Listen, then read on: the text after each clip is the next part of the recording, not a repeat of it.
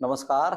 Exam selection 360 पर आपका स्वागत है। मैं हर्षवर्धन आज फिर आपके सामने एक क्लास लेकर आया हूं जिसमें हम पढ़ने वाले हैं आज के बहुत बेहतरीन से 10 क्वेश्चन और उनसे जुड़ी कुछ स्टैटिक घटनाएं और सारी कुछ चर्चा करते हुए बढ़ते हैं हम आज की क्लास में। हम कुछ इस तरह के क्वेश्चन पढ़ेंगे आज के हाल ही में इसरो के नए जो चेयरपर्सन है वो कौन है जिनको चुना गया है। इसके अलावा टिपेश्वर वन्य जीव अभ्यारण्य किस राज्य में स्थित है जो चर्चा में है। तो इस तरह के क्वेश्चनों को हम जो है पढ़ने वाले हैं, ठीक है ना। तो कल्पेनी द्वीप जो खबरों में था किस राज्य या केंद्र शासित प्रदेश में है, ये बड़ा चर्चा का विषय बना हुआ है आजकल।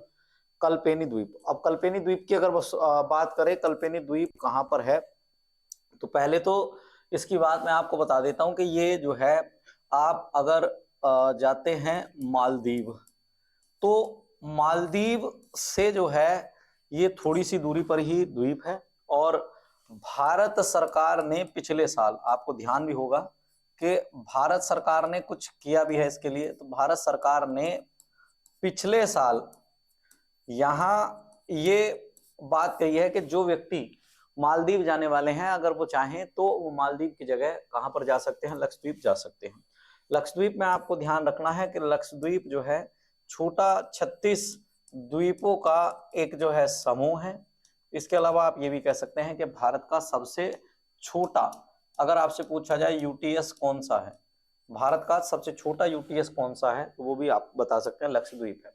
ठीक है, लक्षद्वीप के काल्पेनी द्वीप के पास गोताखोरों ने 17वीं और 18वीं सदी के यूरोपीय युद्धपोत को जो है संभावित जो मलबा है उसको खोजा है, इसलिए ये चर्चा में आया है। काल्पेनी द्वीप अरब सागर में है और इसके अगर बात करें तो इसका एरिया 2.79 वर्ग किलोमीटर है। ये केरल और कोच्चि से 287 किलोमीटर की दूरी पर है, ध्यान रखना, केरल और कोच्चि से 287 किलोमीटर की दूरी पर है। और काल्पेनी तिलकप्पम पित्ती और चेरियम टापुओं के साथ एक एकल एटोल भी बनाता है। इसके अलावा आपको ध्यान रखना कि यहां पर अभी थोड़े दिन पहले सरकार ने कहा था कि नई बस्तियों को यहां पर जो है क्या किया जाएगा, बसाया जाएगा। यहां ध्यान रखना कि नई बस्तियों को यहां जो है क्या किया जाएगा, नई बस्तियों को यहां बसाया जाएगा। चलो अगले क्वेश्चन पर आते हैं, ठीक है। इसमें और क्या है, अगला क्वेश्चन है कि भारतीय अंतरिक्ष अनुसंधान संगठन के नए अंतरिक्ष सचिव और अध्यक्ष के रूप में किसे नियुक्त किया गया है। ठीक है, तो अगर बात करें तो अब जो है इनका नाम है वी नारायणन। क्या नाम है?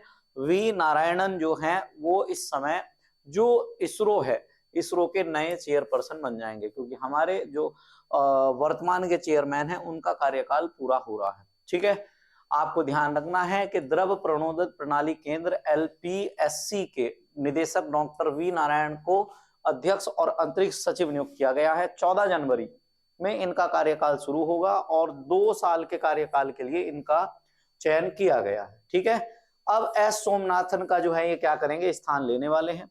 और अगर बात करें तो नारायणन जो है 1984 में इसरो में शामिल हुए थे और उन्होंने ASLV, PSLV, GSLV, mark second, mark third जैसी परियोजनाओं में काम किया है। चंद्रयान 2 की हार्ड लैंडिंग के लिए विशेष समिति की अध्यक्षता भी की थी। चंद्रयान 3 के लिए प्रणोदन प्रणाली की जो तरीके हैं उस पर भी जो है इन्होंने काम किया था।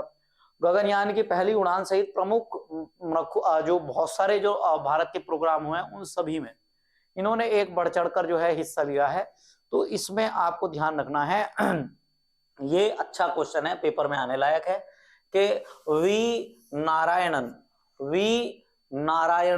जो है अब इसरो के नए चेयरमैन होंगे। ठीक है, वी नारायणन अब इसरो के क्या होंगे, चेयरमैन होंगे। किस मंत्रालय ने सड़क दुर्घटना पीड़ितों के लिए कैशलेस उपचार योजना शुरू की है? तो आपको ध्यान रखना है कि सड़क परिवहन और राजमार्ग मंत्रालय के द्वारा, सड़क परिवहन और राजमार्ग मंत्रालय के द्वारा कैशलेस उपचार योजना शुरू की गई है कि कई बार लोगों का जो रोड पर चलते समय एक्सीडेंट हो जाता है तो उनके लिए ये विशेष योजना शुरू की गई है। यहां आपको ध्यान रखना है कि इस समय सड़क और परिवहन राजमार्ग मंत्री जो है वो नितिन गडकरी हैं और ये जो है मोटर वाहनों के कारण होने वाले सभी जितने भी प्रकार के सड़क दुर्घटना बीमे हैं उन सबको जो है ये कवर करने वाली है। ईडार और NHA सिस्टम को मिलाकर एक IT प्लेटफॉर्म के जरिए इसको लागू किया गया है। और इसे जो है चंडीगढ़ में शुरू में लागू करके देखा गया था, तो वहां सही तरीके से इसका जो है कह सकते हैं रिजल्ट मिला था, तो इसलिए अब इसको जो है विस्तारित कर दिया गया है। ठीक, अगर इसमें बात करें गोल्डन ओवर के दौरान सही समय पर चिकित्सीय देखभाल करने पर जो है इस पे जो है ध्यान दिया गया है। गोल्डन आवर की बात करें तो एक्सीडेंट होने के 1 घंटे तक का जो समय होता है ना, जब तक उसको फर्स्ट ट्रीटमेंट नहीं मिलता, तब तक के समय को क्या कहा जाता है? गोल्डन आवर कहा जाता है। तो गोल्डन आवर के दौरान जो है ये उसको कवर करने वाली जो है योजना है। ठीक है, मार्च 2025 तक वाहन पंजीकरण और निगरानी के लिए जो है कैशलेस जो है सेवाओं को ये मानकीकृत करने के लिए बनाई गई है। ठीक, इसमें जो है और ज्यादा आप कह सकते हैं कि NHAI इसमें आने वाले समय में और ज्यादा क्या कर सकता है, और ज्यादा इसमें सुधार करेगा। ये वाली बात आप ध्यान रखना। ठीक, भारत का पहला ऐसा हम कह सकते हैं ये विभाग है जो पेपरलेस हुआ था। ये भी बात आप ध्यान रखना, ये जो है क्या हुआ था, पेपरलेस होने वाला पहला क्या था, डिपार्टमेंट था। टिपेश्वर वन्यजीव अभयारण्य की अगर बात करें तो टिपेश्वर वन्यजीव अभयारण्य किस राज्य में स्थित है? टिपेश्वर वन्यजीव अभयारण्य आपका महाराष्ट्र में स्थित है। इसके ऊपर बात करते हैं तो टिपेश्वर वन्यजीव अभयारण्य में एक नर बाघ ने 500 किलोमीटर की यात्रा करके सोलापुर तक का सफर तय किया है, जो एक असामान्य यात्रा थी। दरअसल बाघ इतनी लंबी यात्रा करते नहीं है। अब इस इतनी लंबी यात्रा करने की वजह से ये जो है वन्यजीव अभयारण्य चर्चा में आ गया। ये दक्षिणी महाराष्ट्र का, इसको हरा नकलिस्तान भी कहा जाता है। ये पेपर में आया हुआ क्वेश्चन है MTS में, ये ध्यान रखना। MTS में ये क्वेश्चन आया हुआ है कि हरा नकलिस्तान किस वन्यजीव अभयारण्य को कहा जाता है? तो टिपेश्वर वन्यजीव अभयारण्य को हरा नकलिस्तान कहा जाता है। क्लियर है? यहाँ पूर्णा, कृष्णा और भीमा और ताप्ती जैसी नदियां हैं, तो प्रचुर मात्रा में यहाँ पर पानी मिल जाता है जीवों को। यहाँ हरे भरे पेड़ जो हैं, इनके आसपास रहने वाले जो जीव जंतु हैं वो जो जितने भी टाइगर हैं उनके जो आप कह सकते हैं उनके शिकार का जो है सबसे बढ़िया प्रबंध कर देते हैं। ठीक, हाल ही में खबरों में रहा ट्विस्ट स्टेटस क्या है? हाल ही में खबरों में रहा ट्विग स्टेटस क्या है? ट्विग स्टेटस की अगर बात करें तो आप कह सकते हैं कि एक सामान्य एकीकृत वंशावली विश्लेषण उपकरण है। ये ध्यान रखना, ये क्या है? एक सामान्य स्तरीकृत वंशावली विश्लेषण जो है उपकरण है। शोधकर्ताओं ने क्या किया है कि एक नेचर स्टडी में समय स्तरित वंशावली विश्लेषण के लिए नया इक्विपमेंट पेश किया है। इसने ये बताया है कि ये शक्ति को महत्वपूर्ण रूप से क्या करता है, बढ़ाता है। क्लियर है? शक्ति को महत्वपूर्ण रूप से बढ़ाएगा।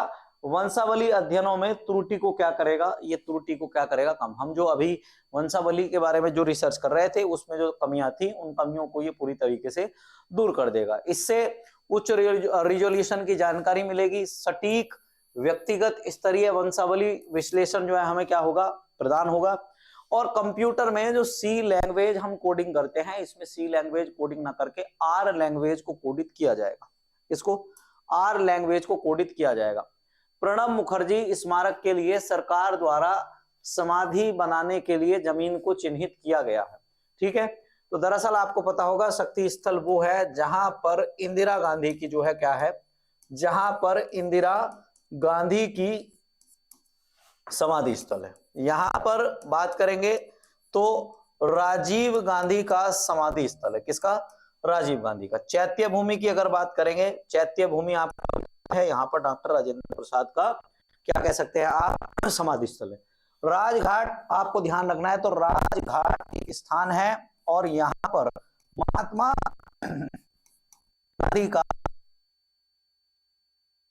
गांधी का क्या है, समाधि स्थल है। तो अब राजघाट परिसर में ही ध्यान रखना, राजघाट परिसर में ही क्या किया जाएगा, प्रणब मुखर्जी, ठीक है, प्रणब मुखर्जी का यहां पर स्मृति स्थल बनाने के लिए सरकार ने जमीन दी है। सरकार ने डॉक्टर मनमोहन सिंह के स्मृति स्थल के लिए जगह नहीं दी है, केवल जो जगह दी है वो किसके लिए दी है, प्रणब मुखर्जी के लिए जगह दी है। अगला इसमें ध्यान रखना है तो प्रणब मुखर्जी 2012 से 2017 तक भारत के क्या रहे हैं, राष्ट्रपति रहे हैं। इसके अलावा राष्ट्रपति के साथ साथ उन्होंने वित्त मंत्री, ध्यान रखना है किसका, वित्त मंत्री का भी कार्य किया है। एक बड़े आप कह सकते हैं अर्थशास्त्री के रूप में वो जाने जाते थे। 26 जनवरी 2019 को प्रणब मुखर्जी को भारत रत्न से सम्मानित किया गया था। 26 जनवरी 2019 को प्रणब मुखर्जी को भारत रत्न से सम्मानित किया गया था और 2020 में 84 साल की आयु में उनका जो है क्या हो गया था, देहांत हो गया था। ये ध्यान रखना। घाना के राष्ट्रपति के रूप में किसको चुना गया है अगर बात करेंगे तो आपको पता है मोहम्मद मोइजू। ये कहां के हैं, ये मालदीव के नेता हैं। डोनाल्ड ट्रंप को ऐसा कोई नहीं है जो नहीं जानता। इसके अलावा जोको विडोडो की बात करेंगे तो ये आपके इंडोनेशिया के प्रधानमंत्री हैं। किसके, इंडोनेशिया के प्रधानमंत्री हैं। आंसर आ जाएगा जॉन ड्रामानी। जॉन ड्रामानी को क्या किया गया है, दोबारा इनको घाना के राष्ट्रपति के रूप में चुना गया है। क्लियर है। इसमें एक बात और ध्यान रखना कि ये 2012 से 2017 तक घाना के राष्ट्रपति रह चुके हैं।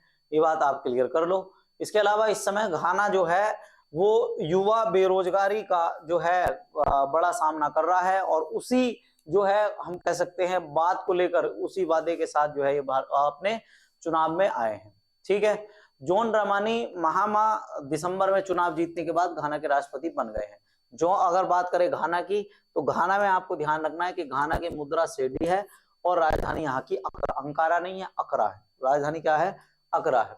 कर्नाटक में गरुड़ाक्षी ऑनलाइन FIR प्रणाली किसके सहयोग से विकसित की गई है।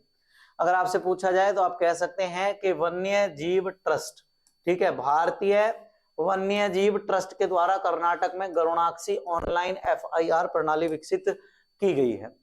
इसमें होगा क्या कि कर्नाटक का जो वन्य जीव विभाग है ना, उसने वन्य जीव अपराधों को रोकने के लिए, रिपोर्ट दर्ज करने के लिए ये कार्यक्रम क्या किया है, शुरू किया है।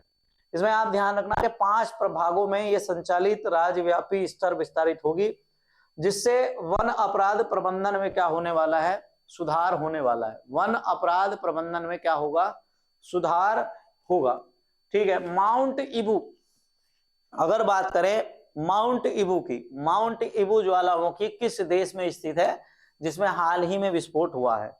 तो माउंट इबू ज्वालामुखी की अगर बात करें तो ये आपका कहां पर है, इंडोनेशिया में है। इंडोनेशिया में आपको ध्यान रखना है, इंडोनेशिया के ये सक्रिय ज्वालामुखी में से एक है। ठीक है। ये इंडोनेशिया के सक्रिय ज्वालामुखी में से एक है। इसमें जो है माउंट मलाकू, माउंट इबू जो है इसी अभी समय फटा है ये, और इसका क्षेत्र अगर आपसे पूछा जाए तो हालमाहेरा क्षेत्र है, जहां पर बड़ी मात्रा में इसकी राख, जिसको आप कह सकते हैं, जो आपको दिखाई दे रही होगी ये, ठीक है, ये आपको जो है दिखाई दे रही है, ये बड़ी मात्रा में यहाँ पर फैल गई है। इसके अलावा आपको पता होना चाहिए कि यहाँ जो है जब कोई विस्फोट होता है किसी भी कह सकते हैं ज्वालामुखी में, तो वहां सबसे ज्यादा क्या निकलती है, जलवाष्प निकलती है। 190 डेसिबल से ज्यादा का ये क्या कर देता है, ध्वनि प्रदूषण कर देता है और भूकंप तक इस क्षेत्र में आ जाते हैं। ठीक है। भूरा बादल ज्वालामुखी के उत्तर पश्चिम की ओर चला गया और 2023 में 21,100 विस्फोट दर्ज किए गए हैं ज्वालामुखी से। 2023 से 2025 तक 21,100। ठीक है। और माउंट मोरापी के बाद ये इंडोनेशिया का सबसे सक्रिय ज्वालामुखी है। माउंट एटना जो है ये इटली का, आपसे पूछा जाए तो ये कैसा ज्वालामुखी है, आप कहेंगे कि ये सक्रिय ज्वालामुखी है।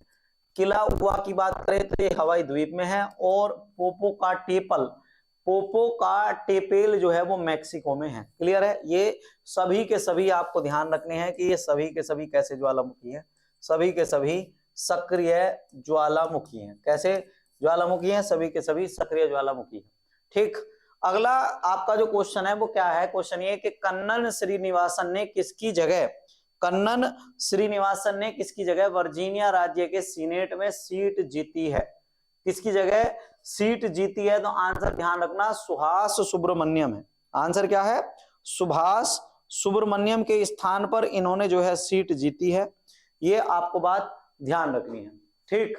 और इसमें जो है। और आपसे क्या पूछा जा सकता है कि ये कहाँ के हैं, तो आप कह सकते हैं कि ये तमिलनाडु के मूल निवासी हैं। सुहास सुब्रमण्यम का स्थान जो है इन्होंने लिया है। वर्जीनिया के मूल निवासी सिंह पगड़ी पहनने वाले पहले अमेरिकी विधायक बने।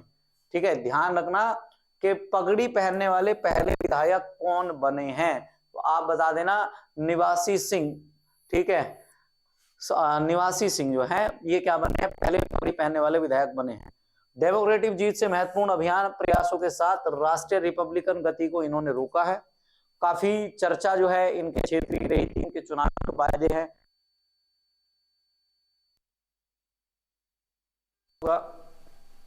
समझा होगा।